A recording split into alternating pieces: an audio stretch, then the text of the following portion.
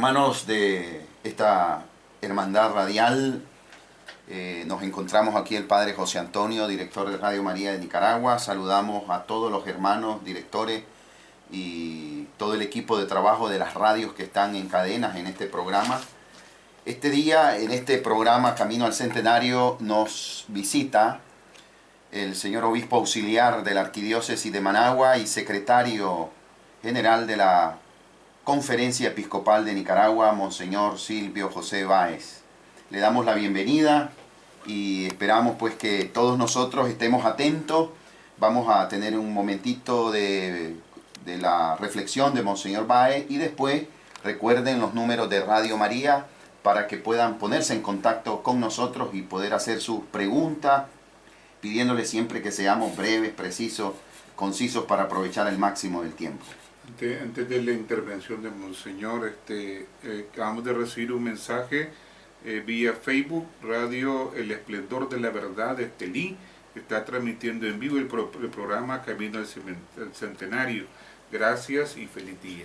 Muchísimas gracias, saludos a la diócesis de Estelí y un especial saludo también a su pastor, Monseñor Abelardo Mata, nuestra oración y nuestra cercanía como hermanos que caminamos juntos en este camino hacia el centenario. Monseñor Báez, bienvenidos a este programa. Esta celebración sin duda nos pone frente a una realidad histórica, un hecho histórico, un crecimiento de la Iglesia en Nicaragua. Y cuando hablamos de la Iglesia, sin duda sabemos que hablamos de una realidad trascendental, de una realidad de fe, dice el apóstol San Pablo, saludando a los cristianos, a los santos, le llama, porque esa es la vocación fundamental. La Iglesia es una realidad sobrenatural, pero también es una realidad en la historia. ¿Qué nos podría decir usted, Monseñor Báez, de este acontecimiento histórico? ¿Cuál sería algún fundamento teológico, bíblico, para comprender cómo la Iglesia es una realidad espiritual, trascendental, pero al mismo tiempo se desenvuelve en la historia, se organiza en la historia? Cuando hablamos de diócesis, provincias, parroquias, estamos hablando de estructuras pastorales que la Iglesia ha creado a lo largo del tiempo, pero en el fondo subyace una realidad sobrenatural, una realidad trascendente, que nos ilumina en esta ocasión. Bien, en primer lugar, muchísimas gracias, Padre Boanerges, por la invitación a participar en este programa, una bella iniciativa para prepararnos a la celebración del centenario de la provincia eclesiástica de Nicaragua. Saludo también al Padre José Antonio, director de Radio María. Un saludo a todos los radioescuchas en todo el país a través de las distintas radios católicas en cadena. Evidentemente que la celebración del primer centenario de la provincia eclesiástica de Nicaragua nos debe llevar a la reflexión sobre el misterio de la Iglesia.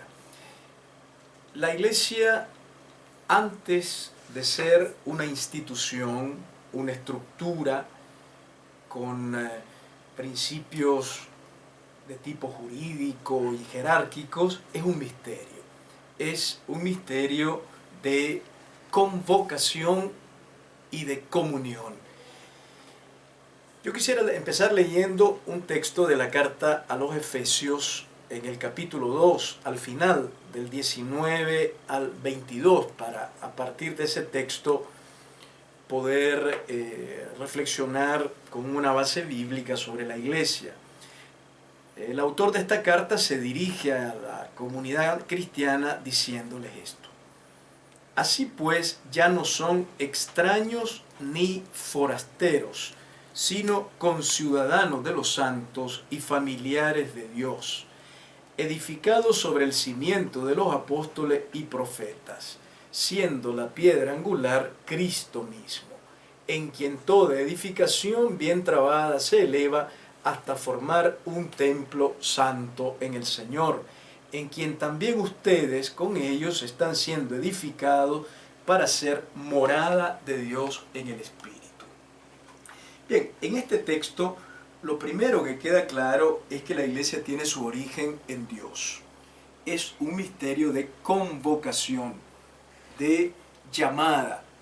Dios nos ha llamado en Cristo a formar una familia en donde, como dice Jesús, todos son hermanos y hermanas. Esta comunión, que es la esencia de la iglesia, tiene un fundamento, y el fundamento es Cristo mismo. Jesús, ya antes de la muerte y resurrección, asoció a su vida y a su misión a un grupo de discípulos, y entre ellos escogió a 12 llamados apóstoles. Es decir, el misterio de la comunión humana en torno a Jesús nace incluso antes de la Pascua, y ahí está el origen último de lo que conocemos como la iglesia. La iglesia tiene su origen en Cristo. Por eso hemos escuchado en este texto que el fundamento de la iglesia es Cristo, su palabra, su vida y sobre todo su muerte y resurrección. Pero además de Cristo, en este templo se habla de el Espíritu, porque la iglesia, aunque tiene su origen en Cristo, es guiada e inspirada por el Espíritu Santo, que es quien la integra en el plan de Dios. La iglesia es un misterio de comunión fundamentada en Cristo, pero que vive del Espíritu. Lo primero que habría que decir desde el punto de vista bíblico es que la iglesia es obra de Dios más que obra nuestra. Nosotros creemos en Dios desde ella. La iglesia es como el lugar histórico de la herencia de Jesús. Ella prolonga en la iglesia la presencia y la misión de Jesús. Algo que deberíamos tener en cuenta y no olvidar jamás es que la iglesia es una creación del Espíritu Santo que completa la obra de Jesús. Jesús no dejó la iglesia hecha de una vez para siempre, sino que a lo largo de la historia humana el Espíritu Santo va completando esa comunidad humana que Jesús quiso en torno suyo y que a lo largo de la historia va completando su obra, realizando su misión y haciendo presente su persona. Ahora, la iglesia no es un fin en sí misma, está al servicio de lo que estuvo Jesús, el plan de Dios. La iglesia está al servicio de la vida plena de la humanidad, al servicio de eso que el Evangelio llama el reinado de Dios, porque la iglesia completa el plan de Dios realizado por Jesús, inaugurado con su muerte y resurrección. Esta es la dimensión, digamos, divina de la iglesia que no podemos nosotros ignorar. Es una realidad invisible, porque es un misterio que solo se capta en la fe. Es accesible solo al creyente. Si alguien ve la iglesia desde fuera, no capta este misterio, que la iglesia es obra de Dios. Es una comunión de personas que en el nombre de Jesús viven la fraternidad y, como dice este texto, se van configurando como morada de Dios gracias a la obra del Espíritu. Por eso es que en esta dimensión es importante subrayar la oración, la acción de gracia, la celebración de los sacramentos, el discernimiento espiritual a la escucha de la palabra, porque todo esto es expresión de la fe que se abre al misterio eclesial.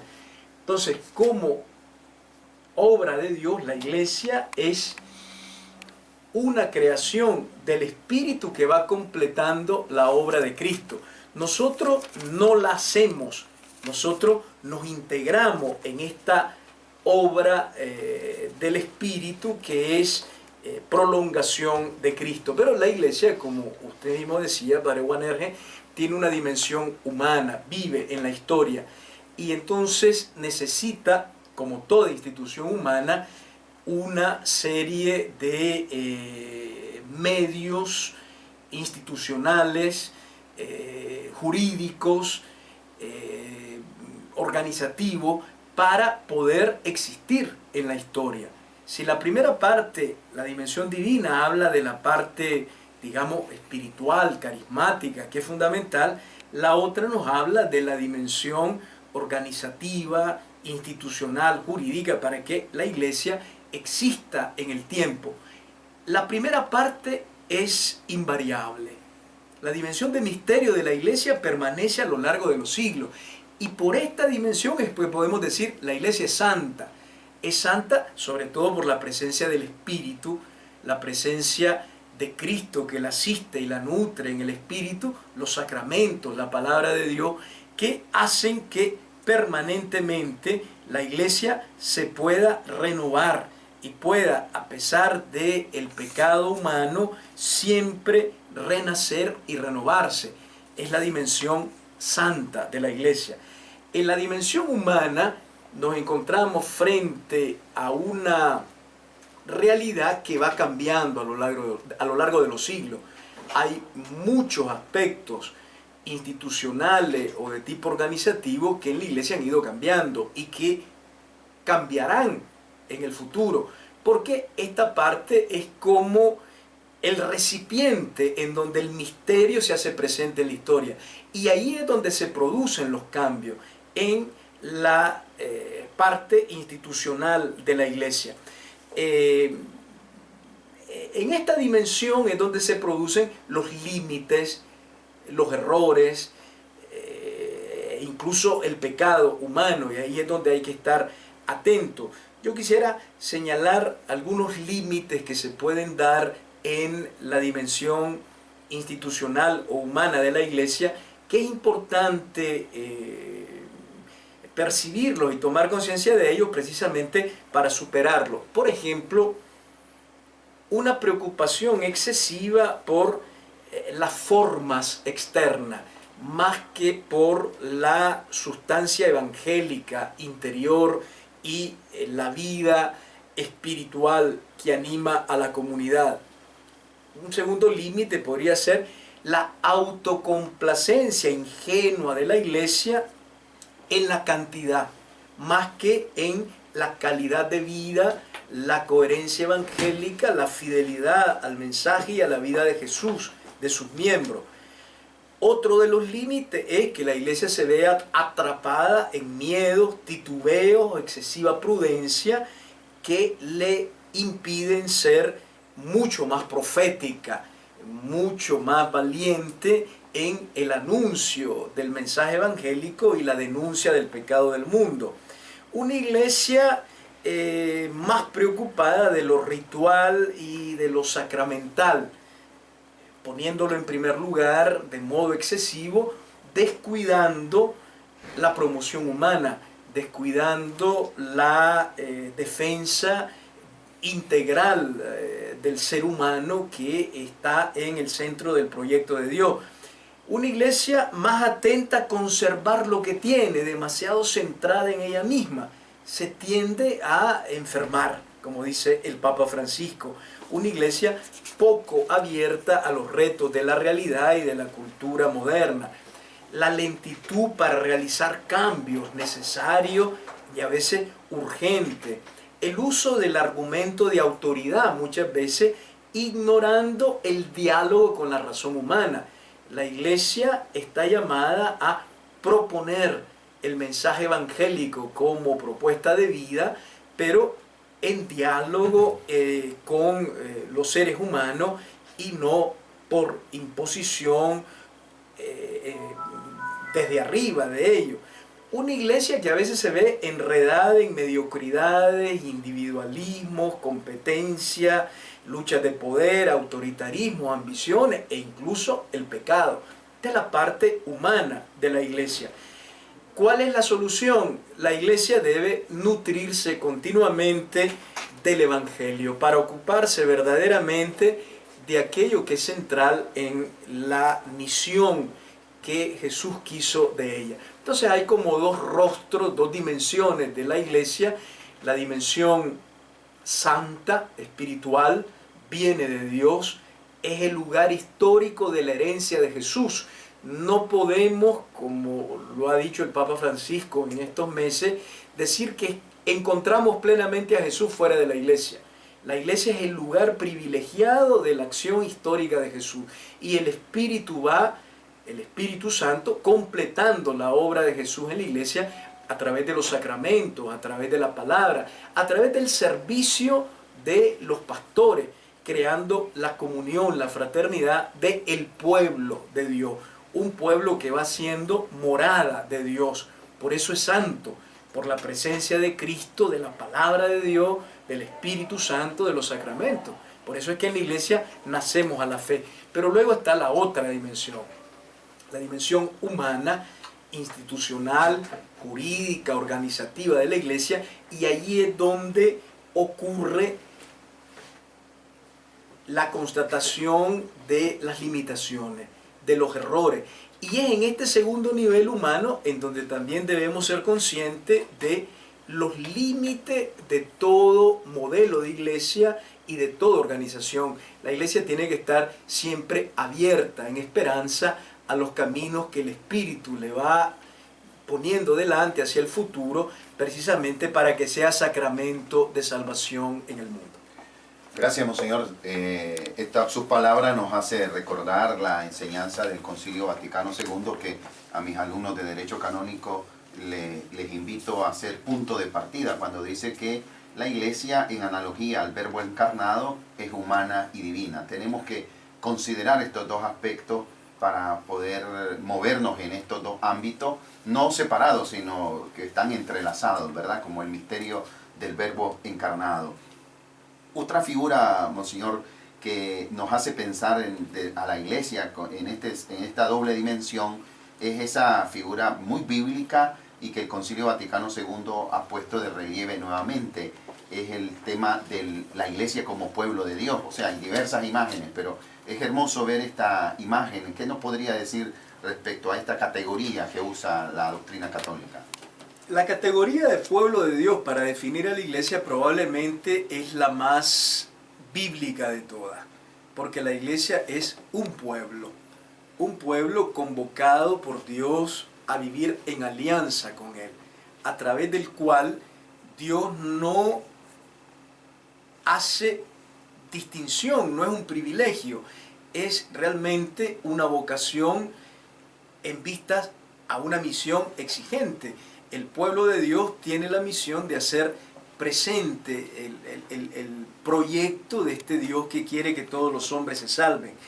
Otra de las consecuencias importantes que tiene la característica pueblo de Dios es el protagonismo de todos los miembros de la iglesia desde su propia vocación en la misión, la organización y la dirección de la comunidad cristiana.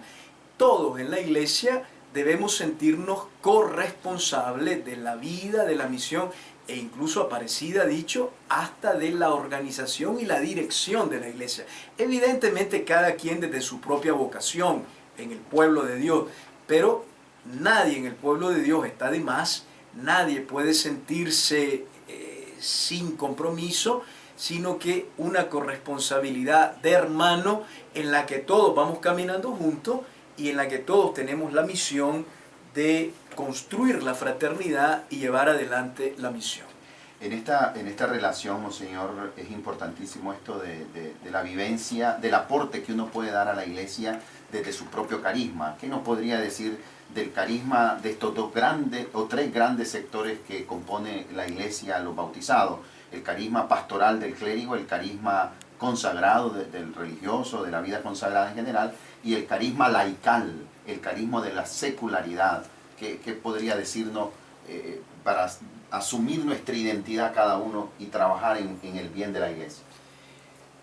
En la iglesia como pueblo de Dios existen como tres vocaciones, o tres llamadas, o tres caminos fundamentales para vivir la propia fe. En primer lugar está la vocación del laico o del seglar. Es el hombre y la mujer cristiana que a través del bautismo se ha revestido de Cristo y ha sido lleno o llena del Espíritu Santo. Esta es la primera vocación. En realidad, la vocación a la que somos llamados todos desde el bautismo. La vocación fundamental del laico es precisamente la de acoger la fe en Jesús y vivirla día a día, y de vivirla en el compromiso por transformar el mundo a través de una vida recta, a través de la práctica de la justicia, de las obras de caridad y del propio testimonio de palabra y de vida, en medio del mundo, ni por encima ni fuera del mundo. El laico hace presente a la Iglesia en las estructuras de la sociedad, en el mundo del trabajo, de la economía, de la ciencia, del arte, en todos los ámbitos de la vida humana.